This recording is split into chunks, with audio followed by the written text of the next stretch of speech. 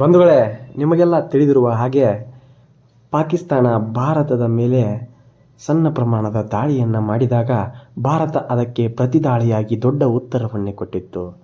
Operation Sindoor ಮೂಲಕ ಒಂದು ದೊಡ್ಡದಾದಂತಹ ಒಂದು ತಿರುಗೇಟನ್ನು ಭಾರತ ಪಾಕಿಸ್ತಾನಕ್ಕೆ ಕೊಟ್ಟಿತ್ತು. ಆಗ ಕಾಂಗ್ರೆಸ್ನವರು ಸಾಕ್ಷಿಗಳನ್ನು ಕೇಳಿದರು. ಆಪರೇಷನ್ ಸಿಂಧೂರ್ ಬಗ್ಗೆ ಕೆಲವು ದಾಖಲೆಗಳನ್ನು ನೀಡುವಂತೆ ಭಾರತ ಸರ್ಕಾರಕ್ಕೆ ಪತ್ರಗಳನ್ನು ಕಾಂಗ್ರೆಸ್ನ ಮುಖಂಡರು ಕಳುಹಿಸಿದ್ದರು.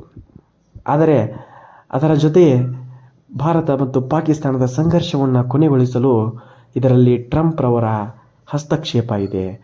ಭಾರತದ ಪ್ರಧಾನಿ ನರೇಂದ್ರ ಮೋದಿಯವರು ಟ್ರಂಪ್ ರವರು ಹೇಳಿದ ಹಾಗೆ ಕುಣಿದಾಡುತ್ತಾರೆ ಹಾಗೂ ಟ್ರಂಪ್ ಹೇಳಿದ ಹಾಗೆ ಕೇಳುತ್ತಾರೆ. ಟ್ರಂಪ್ ರವರೇ ಭಾರತದ ಪ್ರಧಾನಿಗಳನ್ನು ನಿಯಂತ್ರಣ ಮಾಡುತ್ತಿದ್ದಾರೆ ಎಂದು ಕಾಂಗ್ರೆಸ್ನ ಮುಖಂಡರು ನರೇಂದ್ರ ಮೋದಿಯವರನ್ನು ಟೀಕೆ ಮಾಡಿದ್ದರು. ಆದರೆ ನಿನ್ನೆ ನಡೆದಂತಹ ಅಧಿವೇಶನದ ಕಾರ್ಯಕಲಾಪಗಳಲ್ಲಿ ನರೇಂದ್ರ ಮೋದಿಯವರು ತುಂಬ ಕ್ಲಿಯರ್ ಆಗಿ ಹೇಳಿದ್ದಾರೆ.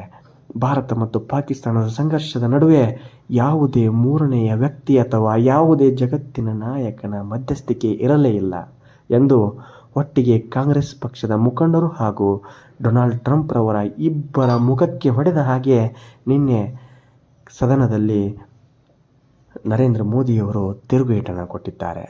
ಇದರ ಮೂಲಕ ಭಾರತ ಪಾಕಿಸ್ತಾನದ ಸಂಘರ್ಷದ ನಡುವೆ ಟ್ರಂಪ್ ರವರು ಯಾವುದೇ ಮಧ್ಯಸ್ಥಿಕೆಯನ್ನು ವಹಿಸಿರಲೇ ಇಲ್ಲ ಎಂದು ಖಚಿತಪಡಿಸಿದ್ದು, ಟ್ರಂಪ್ ರವರು ಮಾತ್ರ ಎಲ್ಲ ದೇಶದ ಸಭೆ ಸಮಾರಂಭಗಳಲ್ಲಿ ಭಾರತ ಪಾಕಿಸ್ತಾನದ ಯುದ್ಧವನ್ನು ನಿಲ್ಲಿಸಿದ್ದು ನಾನೇ ಎಂಬಂತೆ ಬೊಗಳೆಯನ್ನು ಬಿಡುತ್ತಿದ್ದಾರೆ.